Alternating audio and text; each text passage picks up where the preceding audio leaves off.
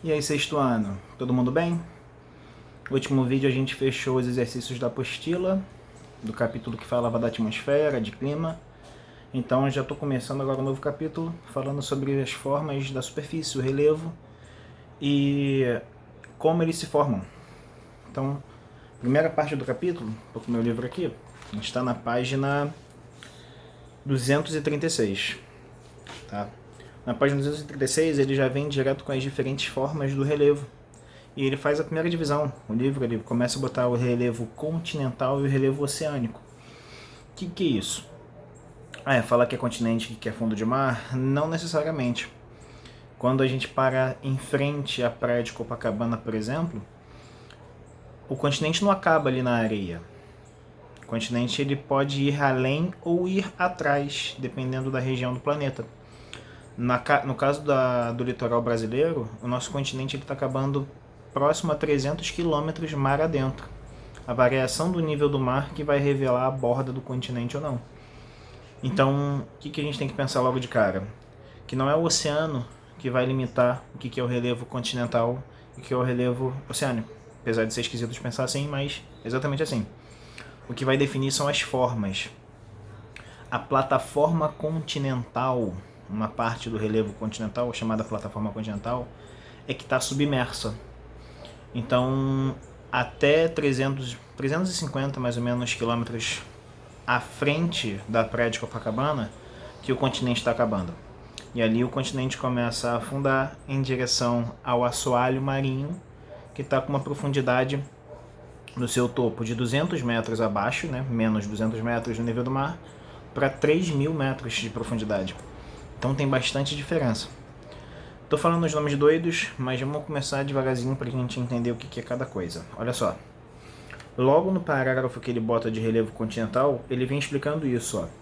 Caracterizada pelas rochas mais antigas que afloraram na superfície, os escudos cristalinos. A gente estudou isso nos tipos de rocha tem um tempinho.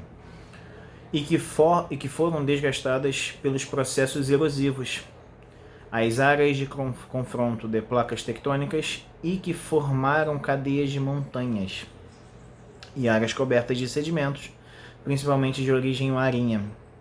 Então ele está botando aí que tudo que está acima do nível do mar, que são rochas bem antigas, são classificadas do relevo continental. Já do oceânico, tem só duas linhazinhas bem menor, caracterizada pela plataforma e taludes continentais, domínio continental, tá vendo? O continente ele vai até essa plataforma, depois ele afunda para as planícies abissais e as dorsais oceânicas, domínio oceânico. Então o oceano de fato ele consegue avançar um pouco sobre a estrutura do continente, que é o que é chamado aqui de plataforma continental, beleza? Então vamos falar de ponto a ponto, rapidinho, sobre as formas continentais, é o que o livro traz inicialmente. Primeiro ele está botando montanha. A gente normalmente fala que no Rio de Janeiro, subir a montanha da Tijuca, floresta da Tijuca, não. A gente tem o nome montanha, ele só pode ser aplicado certo, correto, para regiões dos encontros das placas tectônicas. Tema que a gente viu aí no começo do ano da estrutura da Terra, a gente em sala de aula ainda, antes da quarentena, a gente falou sobre isso. Então a placa tectônica, quando ela encontra uma com a outra, lembra que tem aquelas três formas de encontro. A convergente, quando as placas se encontram, divergente, quando as placas se separam, e transcorrente, quando as placas deslizam paralelamente. Na convergente, quando uma placa está indo em direção à outra, botei até na mesa, não sei se vocês vão lembrar, botei na mesa um livro para bater um no outro, para um subir em cima do outro. Isso, o encontro de uma placa na outra, a convergência delas fazendo o soerguimento das montanhas é que caracteriza uma montanha. Então é quando a placa dobra, quando a placa está envergando porque está em confronto com outra nas áreas convergentes, beleza? Então olha como é que o livro está abordando aqui, ó. São formadas principalmente pelo tectonismo, por meio do confronto das placas tectônicas. Com a elevação formada, fica exposto para que os agentes externos, por meio de processos erosivos, moldem o seu formato. Isso ocorre mais rapidamente ou mais lentamente, dependendo do tipo de rocha Então, lembra que quando a rocha está exposta, ela começa a sofrer um intemperismo, que é o desgaste natural dela. A gente viu isso bem já há uns 2, 3 meses já. Esse intemperismo, então, ele começa a atuar nas rochas das montanhas, modelando elas. Quando a gente vê uma montanha muito pontuda, com um topo bem afiado, como o Monte Everest, o Aconcagua, as maiores montanhas do planeta, ela é muito pontuda.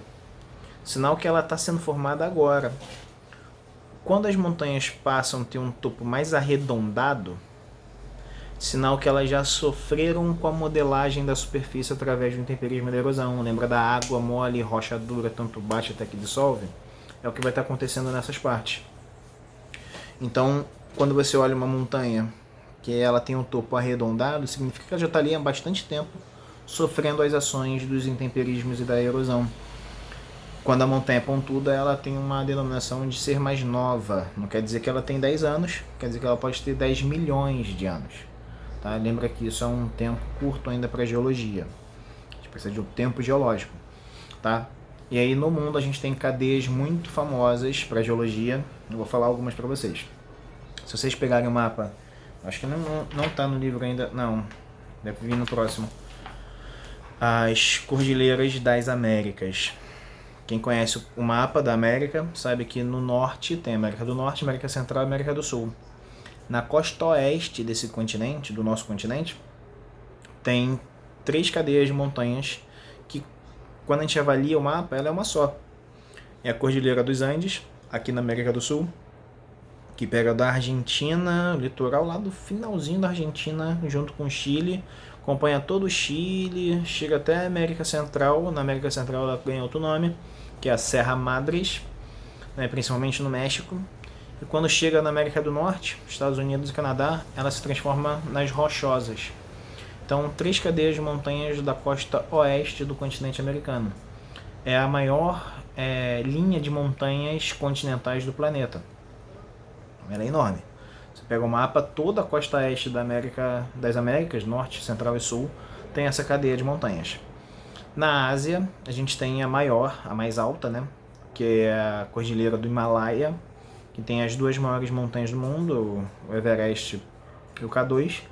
São as montanhas centrais da Ásia, onde a placa índica, a Índia é uma placa tectônica, se chocou com a Ásia, a Eurásia, formando esse dobramento, formando essa grande cadeia de montanhas, beleza? Algumas regiões, como os Alpes suíços na Itália, também são cadeias de montanhas de encontros tectônicos. Tem os montes Urais, que separam a Europa da Ásia. Então tem várias cadeias de montanhas no mundo. Mas lembra que para ser montanha tem que ter uma junção tectônica. No Brasil a gente não tem montanha de verdade. A gente tem altas elevações. Até a década de 60, quando a gente não entendia muito bem essa questão de tectônica de placas, a ciência ainda não conseguia provar isso, para nós tudo que era acima de 400 metros era chamado de montanha. E aí um planalto, uma planície, uma grande rocha como o Pão de Açúcar podia ser chamado de montanha. Só que tecnicamente, quando a gente desenvolveu a ideia e a teoria da tectônica de placas, percebeu que existem formações diferentes, tá? Então montanhas, eu acho que é a parte mais difícil. Vamos passar para a próxima. Tá aqui, página seguinte, as planícies. Vou ler direto do livro para vocês verem que é mais fácil. Se caracterizam por áreas relativamente planas. Não é 100% plana porque vai ter umas ondulaçõezinhas, né? De baixa altitude, onde ocorre em maior volume a sedimentação do que a erosão. Ou seja, as planícies elas são formadas pelos depósitos de sedimento. Lembra do intemperismo quando a rocha se desgasta e tem a erosão, que é o transporte dos sedimentos, da terrinha, da argila, do silt? Para onde que esse pó vai? Para onde que essa areia vai? Para onde o resto da rocha vai? Se deposita nas áreas mais baixas do relevo, formando as planícies sedimentares. Então, quando a gente está numa planície, no Rio de Janeiro, por exemplo, tem a planície litorânea, que são as praias, a Barra da Tijuca tem uma planície, A Baixada Fluminense, Caxias, Nova Iguaçu, até Magé, são planícies que recebem os sedimentos das áreas mais elevadas que tem aqui no estado do Rio de Janeiro. Então a gente olha uma região mais plana, pode ter um morrinho aqui, outro morrinho ali, mas é uma região bem mais plana. Tá? Seguindo. Podem ser litorâneas, como eu falei agora, próximos ao mar, né? Fluviais, perto dos rios, ou lacustres, perto dos lagos. São exemplos dessas formações de relevo as planícies centrais da América. A gente tem várias planícies no norte, onde tem o deserto do Texas, nos Estados Unidos, e aqui no sul, no Pantanal Mato-Grossense. A gente tem uma grande bacia que fica alagada, lacustre, lagos, que vira o Pantanal Mato-Grossense. Tá? Então, planície plana que recebe os sedimentos das áreas mais altas. Já o Planalto é o inverso. É uma região mais elevada que fornece os sedimentos. Lembra, se a planície está recebendo, está vindo da onde? No caso, está vindo do Planalto. Olha aqui, Planalto tem um parágrafo pequenininho. Já os planaltos apresentam altitudes mais elevadas em relação às áreas vizinhas. A grande maioria dos planaltos apresenta o topo relativamente plano, já vou falar, e geralmente delimitado por escarpas ou serras. Ou seja, é uma região mais elevada que no seu topo vai ter na sua borda vai ter uma descida. Você sai do Rio de Janeiro e vai para a Serra dos Órgãos, por exemplo, Teresópolis, Petrópolis. Você está vindo da planície litorânea, Baixada Fluminense, e começa a subir a estrada, fica lá, começa a dar pressão no ouvido, até chegar em cima em Teresópolis, Petrópolis, que está aí a 700, 800 metros de altura, planalto da Serra dos Órgãos. Então, preste atenção nisso, uma área elevada, rochas antigas que fornecem os sedimentos. Aí fala, relativamente ondulada. Aqui no Rio de Janeiro a gente recebe muita chuva, chove bastante, litoral. Então a rocha da Serra dos Órgãos está recebendo muita umidade. No caso, ela vai sofrer muito com a erosão e com o temperismo, ela vai ficar muito desgastada. Aí, lembra daquele morrinho famoso que tem em Teresópolis, que é o Dedo de Deus. O dedo maior é uma rocha mais resistente, é um gneiss. Já estudou os tipos de rocha, hein? Gneiss, rocha metamórfica. Os outros dedos, que estão menorzinhos, são granitos. Não são tão resistentes quanto o gneiss. Então, quando a gente olha, é uma rocha que está recebendo a mesma quantidade de chuva, está no mesmo ambiente, mas uma resistiu muito mais, porque ela é mais resistente. Tá? Então, o clima e o tipo de rocha vai acelerar ou vai retardar o desgaste das rochas dos planaltos, que vai formar os sedimentos que estão descendo a serra pelos rios, pelo escoamento da chuva, depositando eles na baixada, na planície costeira, beleza? Seguindo, nas encostas das elevações ocorrem os vales, geralmente preenchidos por um rio no seu fundo, podendo ter o formato em V, bem marcado, ou em U. Quando é em U, significa que o fundo desse vale já tem sedimentos, ele possui uma pequena planície no seu fundo. Quando o vale é em V, significa que ele está perdendo muito sedimento. O rio que está passando ali embaixo está escavando, está retirando os sedimentos dessa região e levando para a parte mais baixa do relevo. Com certeza pode ser uma planície, tá? Onde está levando. E o último, depressões. A gente associa a depressão à própria doença. É quem lá está para baixo, está lá cansado, aquela coisa mole. Essa depressão basicamente a gente associa isso com o formato do relevo, porque acompanhando o livro, estou lendo, as depressões são áreas rebaixadas em relação aos vizinhos. São denominadas relativas quando as áreas vizinhas forem mais altas e absolutas quando estiverem abaixo do nível do mar. Ou seja, depressão é uma região que tem no seu entorno regiões mais altas. A gente pode falar, não é um vale? Não. A depressão ela está numa região que a sua formação foi diferente de um vale. Um vale normalmente é um rio que está escavando. A depressão pode ser só a erosão, só o deslocamento dos sedimentos, formando uma região mais baixa que o seu entorno. E aí tem a parte que é complicada, a diferença entre a depressão relativa e a depressão absoluta. A depressão relativa ela só tem a sua área do entorno mais alta. A absoluta, ela está abaixo até que o nível do mar. Tanto que o livro está dando um exemplo aqui, ó. O Mar Morto é considerado a depressão absoluta. Aí tem uma imagenzinha do lado ali, representa um exemplo dessa depressão relativa, que não é o Mar Morto. O Mar Morto ele está abaixo até que o nível do mar. Então, quem vai definir quem é relativa e quem é absoluta é o próprio nível do mar, beleza?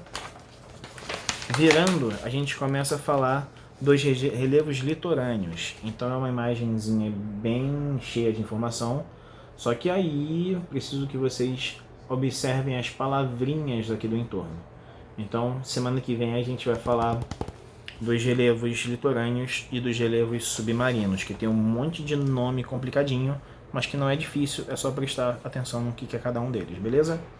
Fica aí, cuidem-se, até o próximo.